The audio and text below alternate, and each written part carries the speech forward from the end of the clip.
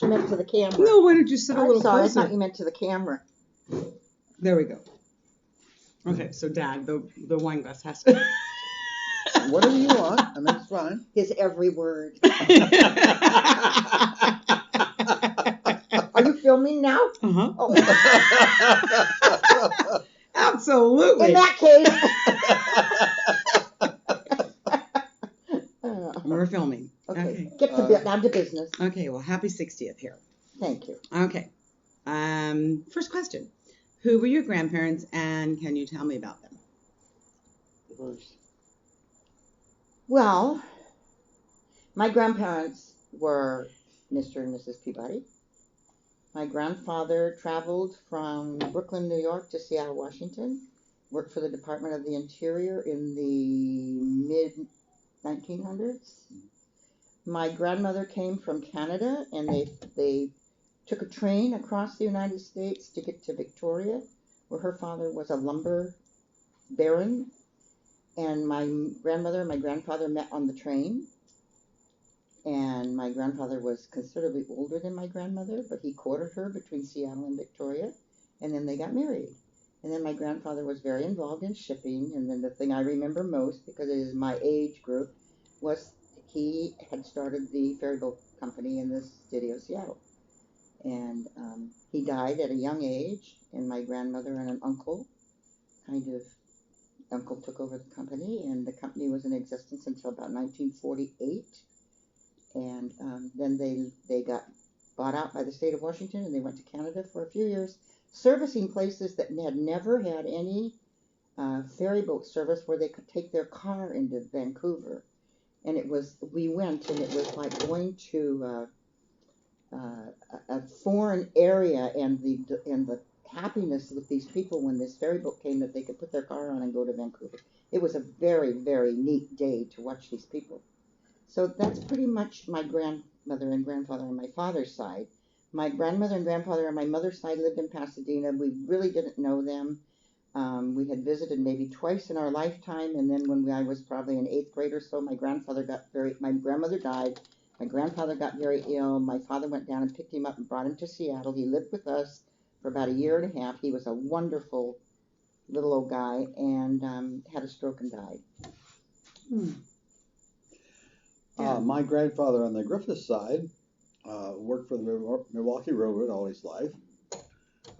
Ended up as a superintendent of motive power for the Milwaukee Road. I found out later on in life, when I was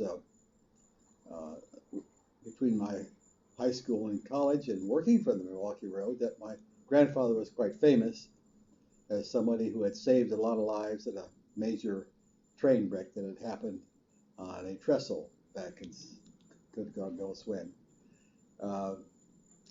My grandmother lived for a number of years, and I went to her, and when I told my mother I was going to marry Lauren, she said, "Go see your grandmother." My grandmother had already met Lauren and liked her. Not that was a prerequisite, but it was something that she asked for. And I went to see her, and I thought the thing that my mother knew would happen, but she didn't tell me, but that surprised me, was that when I told grandmother that I was going to marry Lauren, she pulled her diamonds out of a little chamois bag from around her neck, opened them up and put them in her hand, and said, "Which one do you want for her?" Until this day, that's still one of the most... No, you can't do that. It's the first question. moving things I've ever gone through. Anyway, that was my grandma on my father's side. On my mother's side, I really didn't know the O'Keefe family. They were Irish. I knew they'd come from Canada. I knew that the O'Keefes were from the Okanagan Peninsula, and prior to that had come across from Canada and arriving probably originally in Pennsylvania or somewhere. I mean, in eastern Canada. The Okanagan Peninsula had a big ranch up there, the O'Keefe Ranch, that my grandfather and great grandmother came from. I knew nothing really about them. I did know my aunts and uncles, but I did not know them. Very good.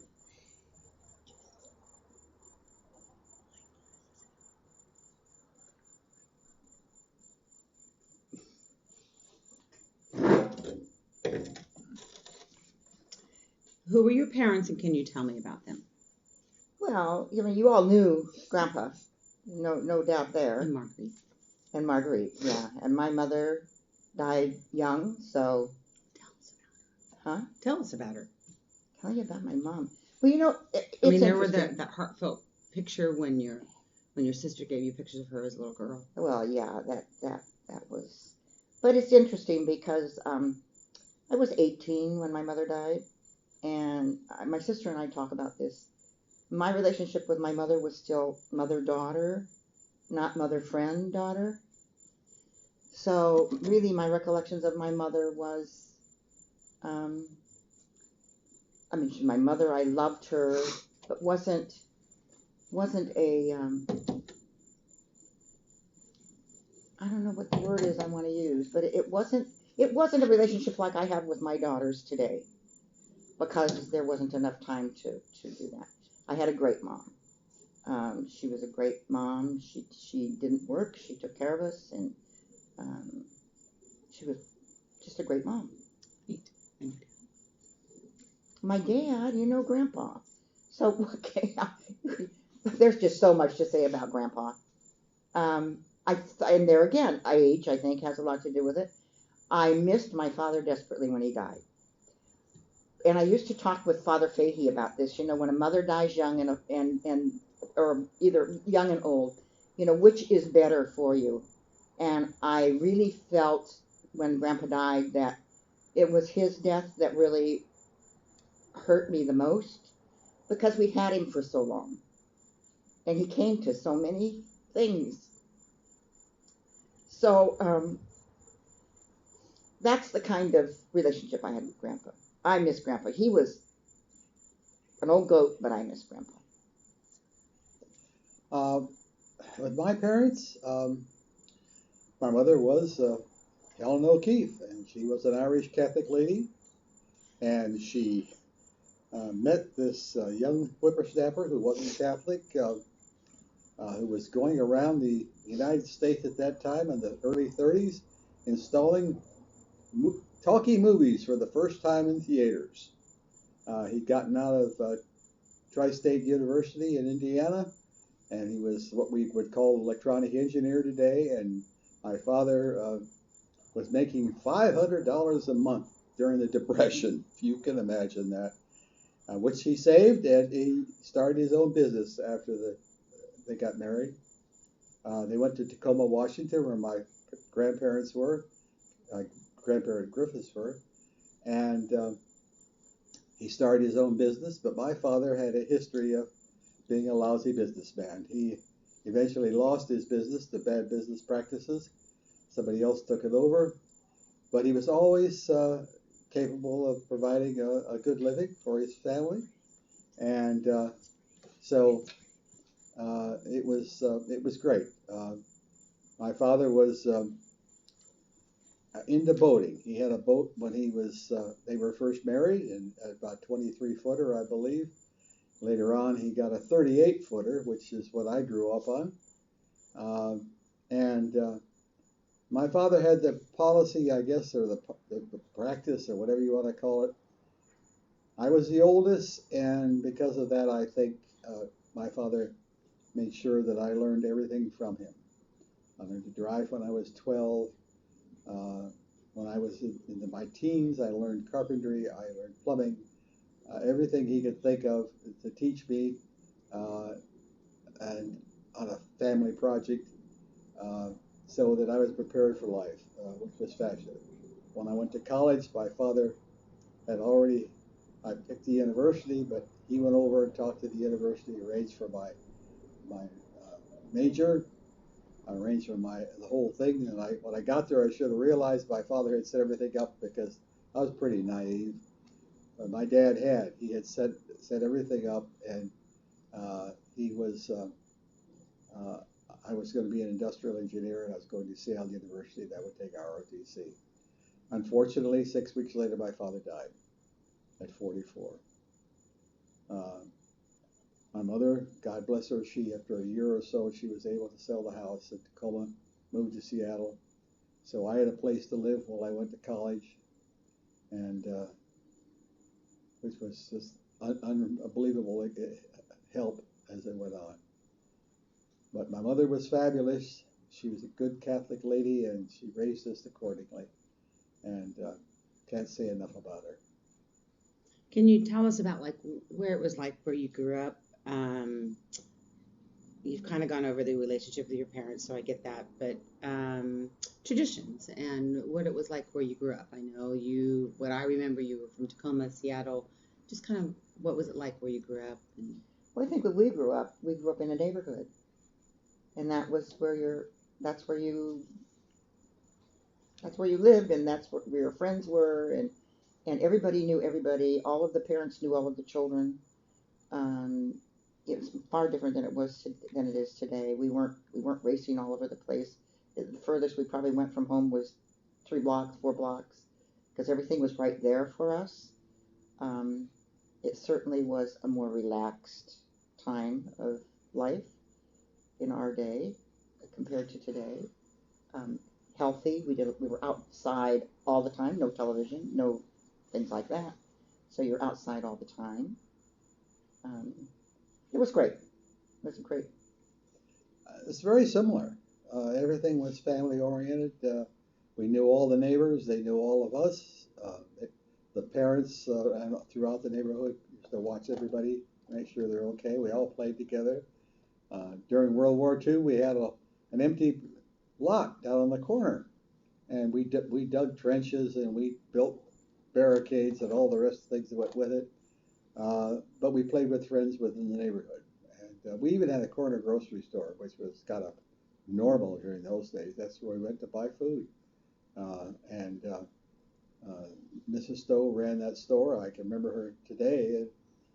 And she, once in a while, I probably tried to sneak an extra cookie, but I think she put it on my mother's bill. So, that's how life was. It was all in the neighborhood and all very family oriented. If you could pick one thing that you remember as a kid, so let's say under the age of 14, where it was like, oh my gosh, I can't believe I did that.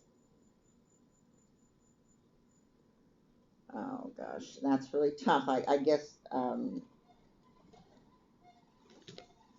I would have to say probably being in music and taking music at the school that I went to. I suspect that probably my first recital singing.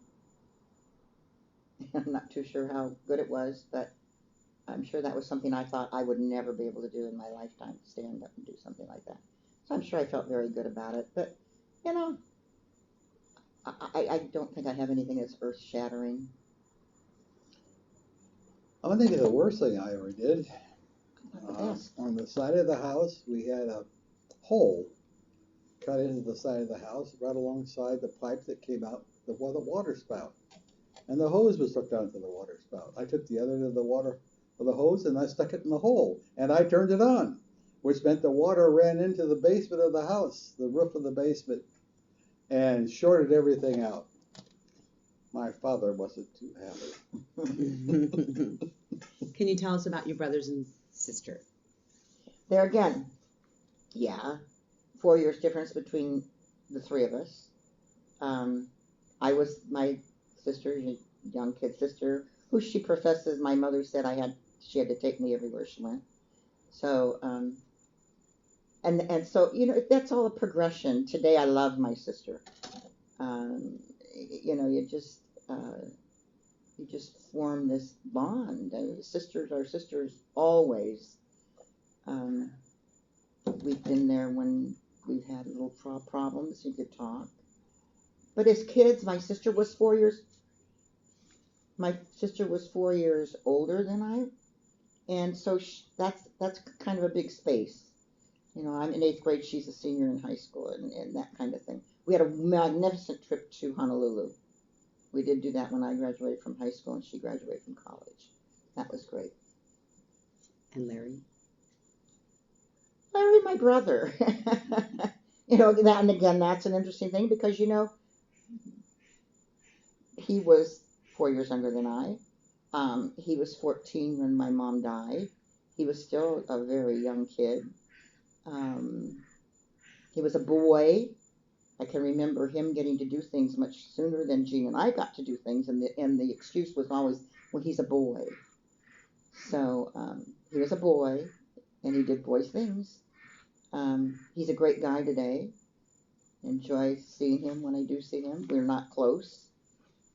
We talk. I called him on his birthday every year. So that's about it. My brother Terry was 17 months younger than I was. And as we grew up, we were very close. We were just obviously a year apart in school, all the way across the line. We were different personalities, 100% different. I was my father's son. My brother Terry was my mother's son. And then in 7 years after me came our brother Tony. And Tony was a youngster. And when my father died, I was 19, and so he was about 12. And made a huge difference. My brother Terry had a totally different outlook on life, and he led a different style of living.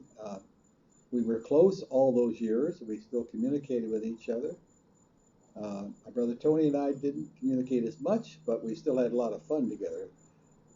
Tony was always fun to be with, even though he was much younger.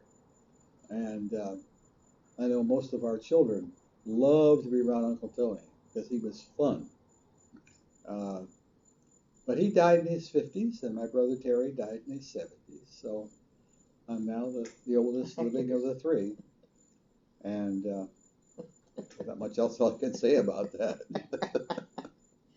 Here forever, right? For a long time. So you think about when you're younger, and you think about, you know, life when you're going to be older and what it's going to be like. Has it turned out to like what you imagined? I don't know that I imagined what it would be like at 80 because I didn't imagine living to 80. So it's turned out the way it has. It's good. I could not have imagined. I never in my wildest dream would imagine that I would be living in Florida, coming from Seattle, Washington. So I guess that's how I look at it. Yeah, I think that's true. The only thing I imagined when I was younger, when I was 15 or 14, when I went to Bellman High School and for the first time, and I saw the ROTC, and I fell in love with an M1 rifle. All I wanted to be was an Army officer the rest of my life, and that's what I came out of college with. And I loved the 20 years plus that we were in it. That's what I wanted to do. The rest of it, I just felt would fall in place, and it pretty much has. The biggest part of it, I didn't have any anticipation what it was like to have a family. That responsibility never even crossed my mind, but it's probably my greatest pride today. How did you propose to Mom? As I remember it, we were in the car in the front of her father's house, and I asked her to marry me, and that's the only part I remember. And the porch light flicked on, and we had to go in. Yes. Grandpa used to, after he knew we had arrived, he gave us about a minute or two, and then he'd flick the front porch light till we had to come in. But that was about it. And you met each other? Oh, we met each other. We met each other through her best girlfriend, who I was dating at the time that we met. And I remember that.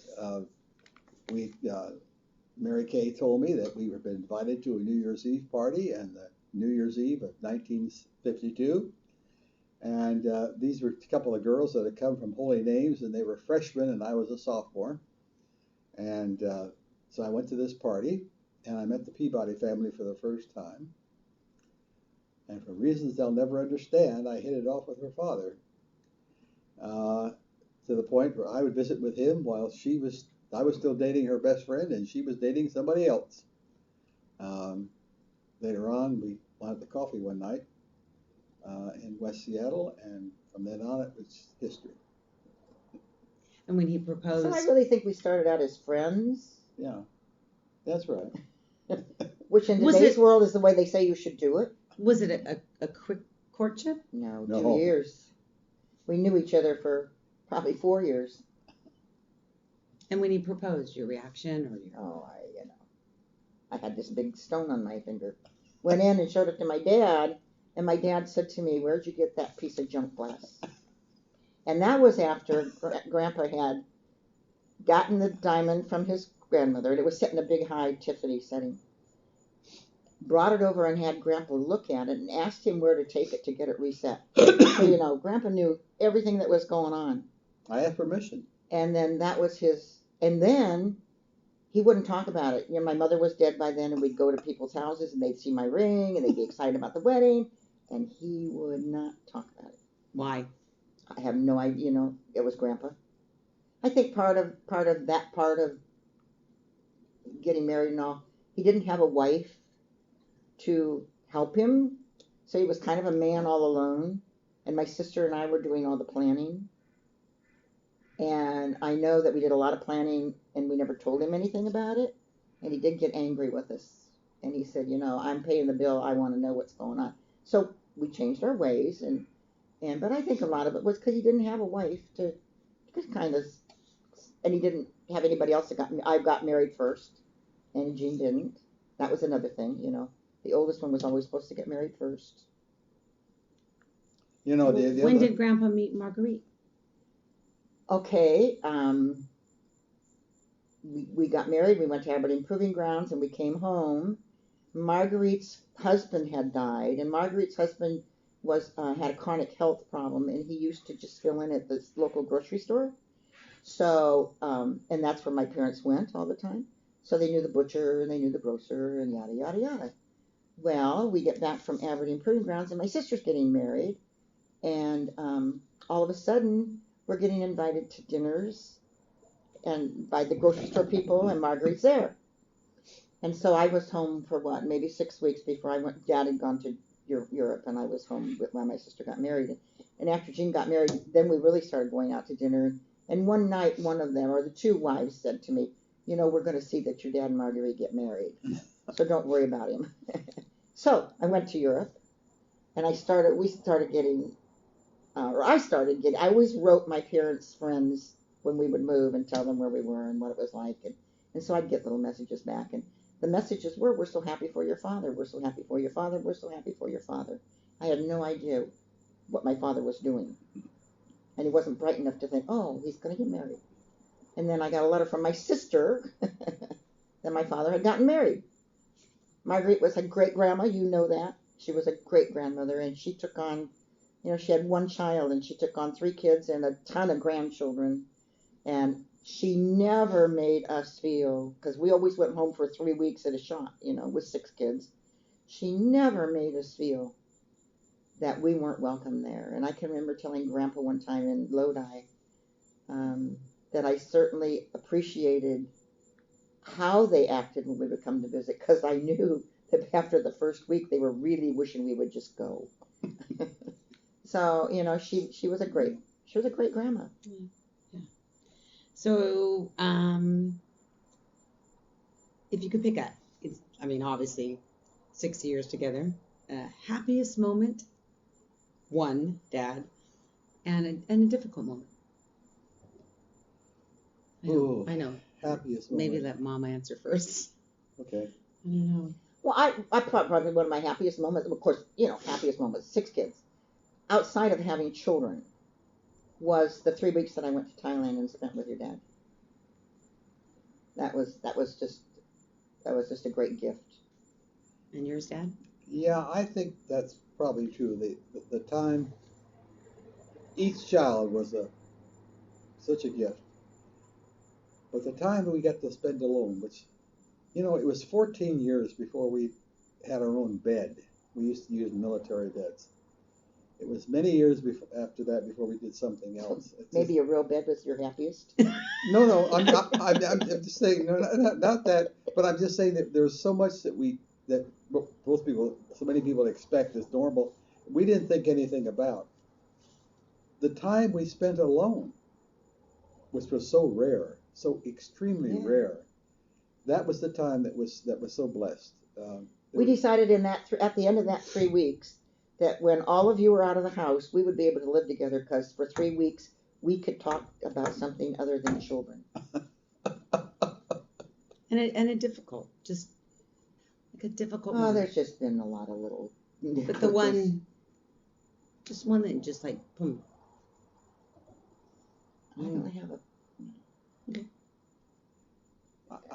I think we both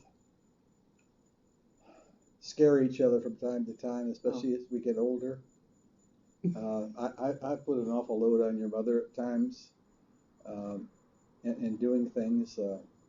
But think about earlier. I mean, obviously, Yeah, I know. this I know day where and you're age, trying we to get get- we earlier get that. on. You know, Just earlier on. I don't think we had time to think about it. I don't remember ever thinking much about it.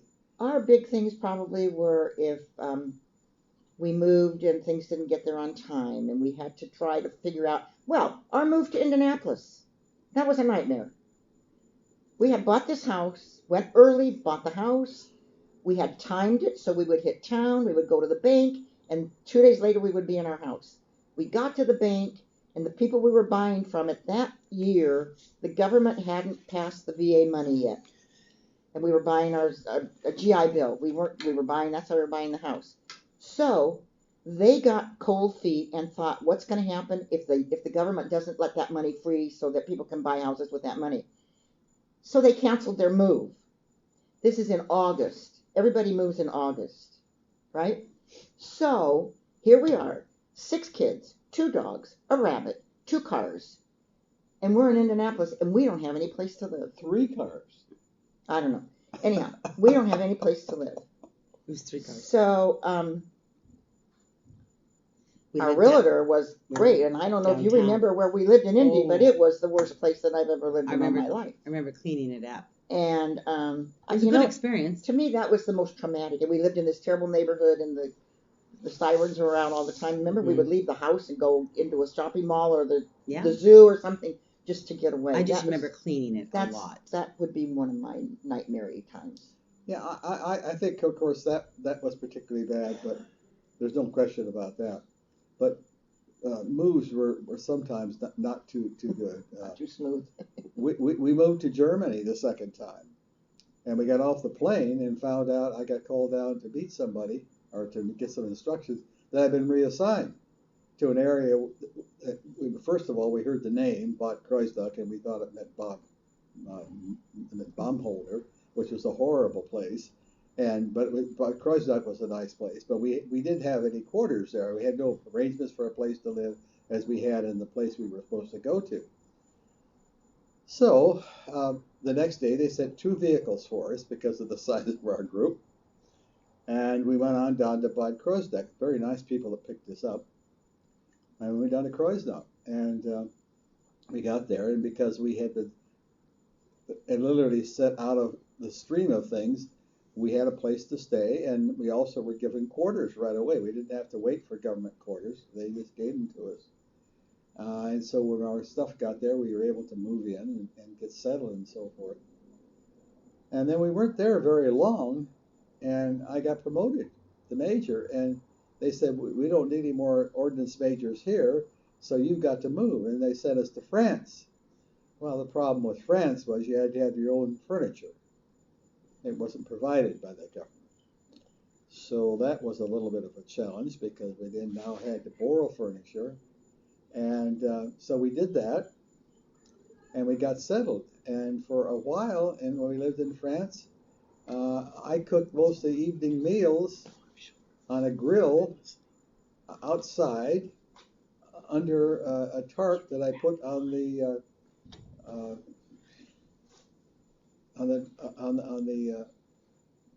across the oh, somebody's stealing the wine.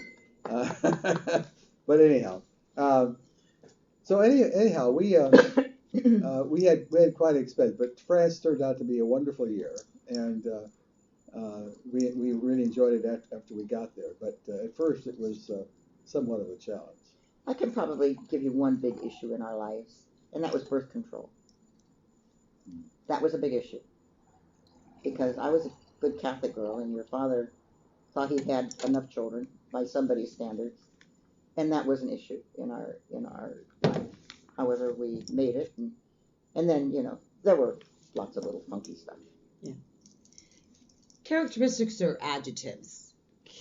Kim has a question based about favorite stories, or tell me about your husband or wife, but like 3 adjectives about mom and 3 adjectives about dad.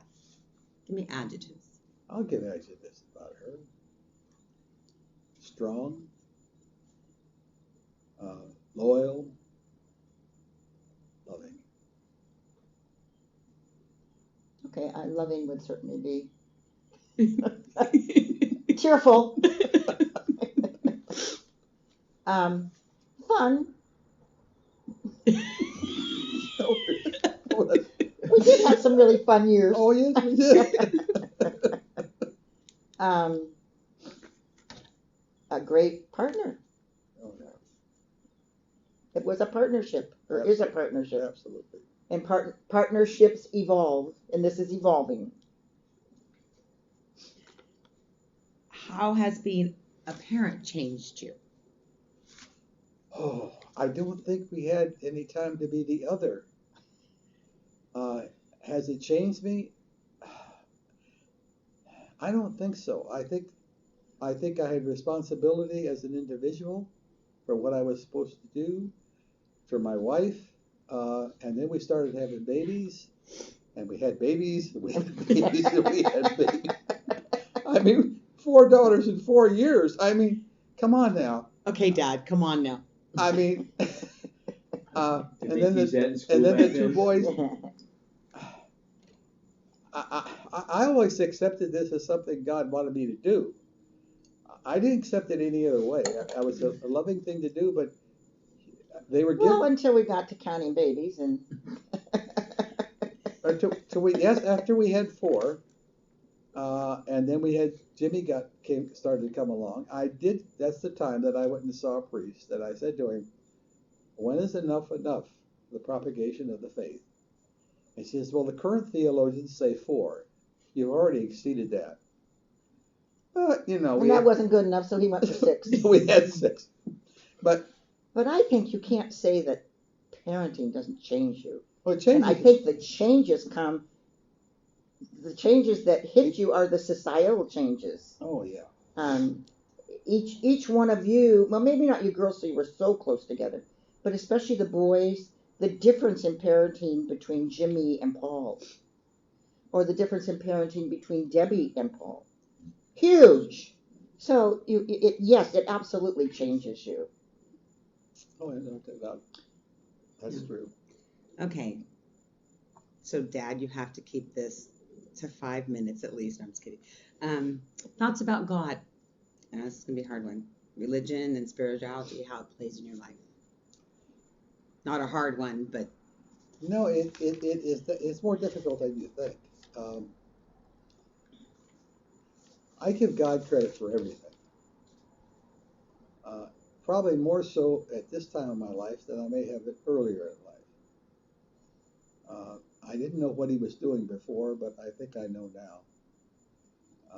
I think I know what he wanted me to do. I think what he wants me to do today. I've got all along the last few years that he wants me to set an example. He wants grandchildren to be able to call me on the phone and ask me a question and get a positive answer that's in keeping with what he wants. He wants me to live my life so that I set an example. And I've tried to do that.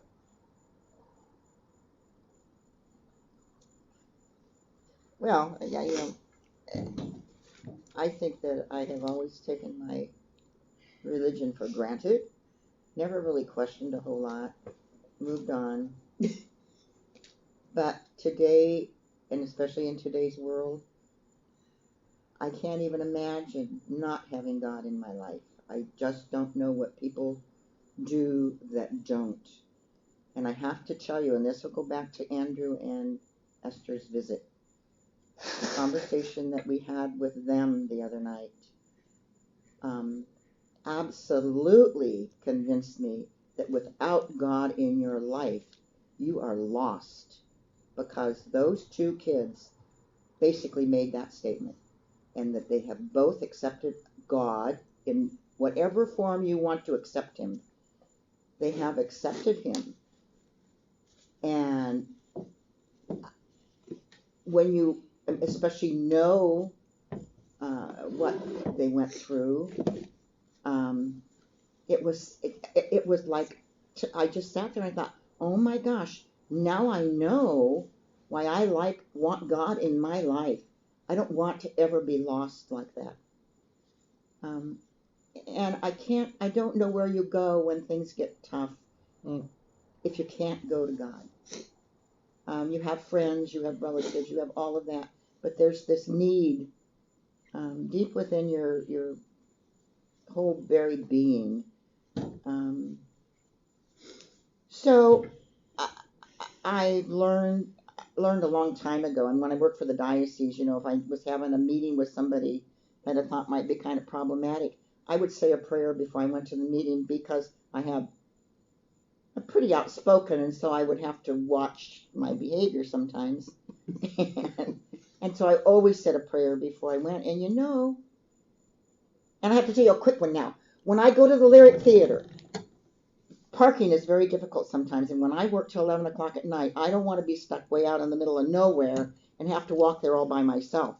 I get in the car when I go, and I pray that it's a good evening, nobody dies, nobody gets sick, nobody has to do anything like that, and please, parking angel, have a parking spot for me right by the theater. And I guarantee you, I don't know how many times I worked this, but I must have worked at least 20 times. Only 2 times was I more than 2 blocks away.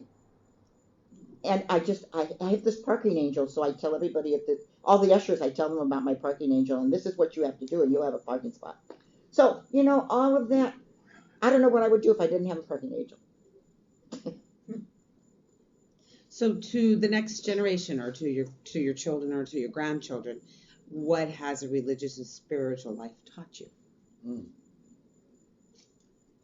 Through our children? No, to the children, what could you say your spiritual and religious life has taught you? And to your grandchildren, and to your great-grandchildren? I'll go back to just everything I was just saying.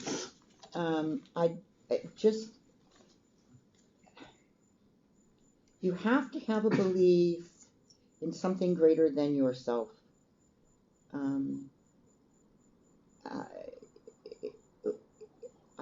don't know how to say it. It's a place where you can go. Nobody tells you yes, no, good, bad. You just listen, and it all comes together. May not always come together the way you want it to come together, and you have to be willing to accept that, because number one, when things go wrong, it's not God's fault. If you really think about it, you go back and you can get right to the base where it all started, and it's your humanness that starts it. And so all we do, I pray every day. I pray for all of the family. Some prayers have worked really well. Some don't work so well. But I just would encourage you to get beyond yourself and know that you can't do it all alone, and you can't only do it with another person. You need this spiritual base in your body, in your head, in your spirit. I know that I need the Eucharist, the body and blood of Christ, on a regular basis to keep me going. But I also know in my own life that I need to be able to sit down with Christ, or kneel down in front of Christ, just the two of us, one-on-one. And I do this, I've done it for years. I still do it today. I used to do it when I worked my own business. Over in Sonoma and Napa, I'd stop in churches at least once a day, and I would go in and pray in front of the altar every day. That I did that. Just to be alone with God for a couple of minutes and tell him that, I thank you for what happened this morning. I got an order. It was really great. It really helped me out. I appreciate it. Or I've got a problem. Today it's more that I have a challenge. I'd appreciate your help, but I appreciate what you've done. And I can see what he's done. When I needed some help in a certain way, I identify when the help was provided. I know when it was provided, and I know he provided it. And I say thank you. Most of the time I just go to church. I may say a rosary, but typically I just sit there and look at the Eucharist being exposed, and I say, thank you for what you've given me. Thank you for my family. Thank you for my wife. Can you tell us, if there was a big someone who was a big influence in your life, and the lesson that person taught you? Oh, well, my story is Bishop Montrose. He was just the most spiritual, kind man I think I've really ever met in my life. And I think he taught me a lot in the years that I worked with him. One thing, I think he taught me to be a little more patient, a little more tolerant, and not be quite so quick to respond without thinking, without praying before I went to give a response. And he was always encouraging. He was very positive, and yeah, he was a good guy. I really loved that man. Mine was my father-in-law. I can't hesitate for a minute to know that. My father and I were so close, but he died so young. And I needed a father. I needed one badly. But then I met him, and he influenced my life. And what did he teach you? He taught me to be a good person first, to take responsibility for my actions, to know that I had responsibility. That God had given me, that maybe he didn't express it. Yeah, he wasn't a God-given person. He wasn't a God person, but I've been given this responsibility, okay, of all these children, and anything that had to do with responsibility. It took him a long time to accept the fact that I was doing something worthwhile. I've been in the service about 7 years, I think, when he came to Fort Ord, California. And I took him down to the shop. At the time, I had a unit of 265 men that I commanded. I took him down in the morning, and I dropped him off with a senior sergeant and said, here, my father-in-law's going to spend the day with you. And here he was, surrounded by sheet metal workers, canvas makers, glass makers, engine people, a whole huge shop that he could walk around and talk to people. Well, that shop was kind of Grandpa's fun stuff. For him, it was fun. Yeah. I left him there all day. Told the sergeant to take him to lunch. I wouldn't be back till 5 o'clock or later. And I came back to get him. And on the way home, he said to me, what you do really is important. And then he said, your sergeants like you. As if he was a little bit surprised. Because I was an officer, and how could they possibly like me?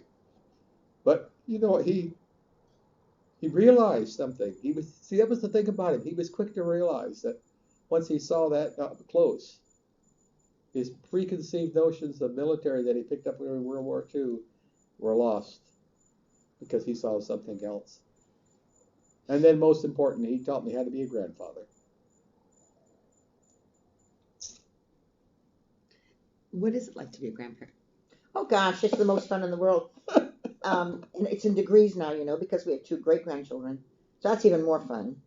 We don't see them, but when we do see them, they're darling. And it's just kind of nice to tell everybody you're a great-grandma. Not everybody gets to be a great-grandma. Grandchildren, children are a blessing. Grandchildren are blessings 5 times over, and great-grandchildren are blessings 10 times over, I guess. It's just so, we sit and we talk about the number in our family. How could this not be something great? And I have to tell you, when you hear other family stories, This is one great family, right down to the smallest. It's one great family. You will never know the number of people who say, I, I can't imagine how proud you are when we talk about our kids. And we're always kids and grandkids, and because they're the ones that are doing stuff. We aren't. Um, it's indescribable. I hope you all experience it, because there's just nothing like it. Yeah, you can't have a phone call from my grandson or granddaughter. Praise God that I've had them asking a question about something. Or a great grandchild that thinks about, what does he call you? Yeah. He figured out that Grandma His name? was Gigi. Then he looked at me and he says, This is Nolan. Yeah. This is Nolan, and Nolan says to me, "You're Grandpa Great." Oh God. Now, can I retell it just a bit, because it's Yes. really cuter the way it really happened. When we were there for Thanksgiving a couple years ago, he was like 2.5, 3 years old, and I was Gigi, because there's a bunch of other grandmas and great grandmas there, so I'm Gigi. But Aaron said something to Nolan. Go tell great grandpa, that you need something, or that I need something. And he walks into your dad, and he just, without even any hesitation, Grandpa Great. And so, how cute is that? Who else has Grandpa Great? So no one I know of. that's part of our extended family. Obviously, I think you've touched on proudest things and what you feel proud of and grateful for. Service. We haven't hit on the service in the military, which I think affected our lives. Well, we feel a lot. Tell us about the service, military. Well, it's all I wanted to do when I got out of entered high school. I did ROTC in high school and ROTC in college. And at one time, it was one of the Jesuits at Seattle University said to me, "We're not quite sure what course of instruction you're on because you've taken some various different items that are inconsistent with the program you're supposed to be on. So where do you want to end up?" I said, "I want to end up with a commission as a second lieutenant in the United States Army." And they said, "Well, fine. We can make sure you do that. You get a degree and you'll end up with a commission." And that's what I wanted to do. And the only thing I wanted to do. I have to say that that's a time in my life that I find I take great pride in. But I couldn't have done it. I couldn't have done it without your mother. I couldn't have done it without all of you cooperating. None of you gave us a time in our lives that we caused us a problem. Most of you did things that we took such great pride in. Small things that we took pride in. Colleen baked a cake one time. The name of that thing? It had liquor in it anyway. Harvey Wallbanger cake. Harvey Wallbanger to a Catholic group, and she won, which is not too surprising. But it's just this thing that I enjoyed it. I loved it. I take pride in it. What we were able to accomplish. I look back at some of the things that happened along the line. Some of the wonderful people we met. It was a great time in our lives, and we seemed to get the job done. So that was what the important thing was. And today we do what we can to still participate as much as we can. So to each other, what's it been like to be married for 60 years? The time is inconsistent. I mean, inconsequential. I mean, the time doesn't mean anything. I mean, 60 years. I don't even think about the time involved. I mean, I can't appreciate time. We've been partners for so long. What are you laughing She's about? telling me to unfold my arms. But we've been partners for so long and done so much together. I mean, we take care of each other when we need to be taken care of. I've given more her opportunity. Yeah, when did I need to be taken care of? Just when you had your knee done. Very seldom. And when you had a problem with a possible cancer one time and all, things like that. But generally speaking, no. Generally speaking, she was taking care of me in '86 and a few other times when I messed up health-wise. But I think you've taken care of each other very well. but yeah, we do comment and we try to tell each other when maybe we got to rethink what we're doing. But When you call her Peabody. Huh? I like it when you call her Peabody. Oh, that's when I tried to get her attention. Yeah. But no, the time doesn't. I don't even relate to the time. I'm sorry. Oh, I think I do. I think 60 years is a very long time. It probably is. And I'm not saying that it was a dredge, but it's a very long time. Yeah. It's people that I mentioned that you all were coming and what we were doing, they said, oh my gosh, 60. I said, yeah, well, in the first place, we're very fortunate that we lived long enough Oh, yeah. to celebrate 60 years. Yeah, that's true.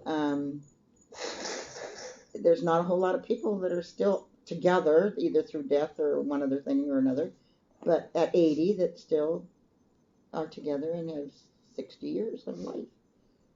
I don't know that I ever would have wanted it any other way. I mean, that's what I wanted to do. I wanted to get married. I wanted to have a child. I wanted to have children. Missed. No, I mean that's what I grew up wanting to do. So I guess we both kind of fulfilled what we grew up wanting to do. So you're a family of 2, and now you're a family of 37. 36. 36. with Esther. Yes. Yes, because there were 34 Christmas stockings. and there's 2 of us. So that's 36. But that included Esther. God bless Christmas stockings. Yes, it's an amazing thing. Okay. It is. It's amazing. So on Saturday, what are we doing on Saturday, Dad? What are you asking your bride? To continue on. To continue on. Yes. We've worked it this far, we can work it again. We suppose if you renew your vows, that gives you 60 more years. I don't know about that, but I hope it gives you more patience with me. So do I. And I love you. I love you too. Anything else you would like to say before we close? Yeah, it's been a great. What a It's ride. been a great race. Yeah, it's been a good ride. Certainly not without difficulties, because We've had a we lot. wouldn't be human if we didn't have We had a lot of difficulties. challenges. But we were able to we still have challenges. get through it. And Yeah, maybe the biggest challenge is yet to come. who knows? We still have. But, the thing is,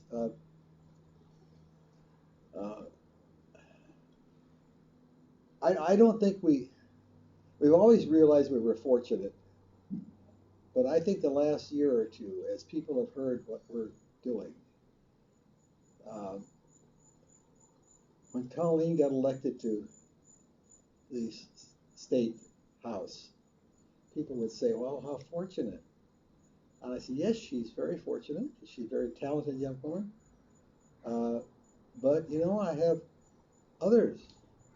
I have a daughter who ran a restaurant for 13 years, very successfully.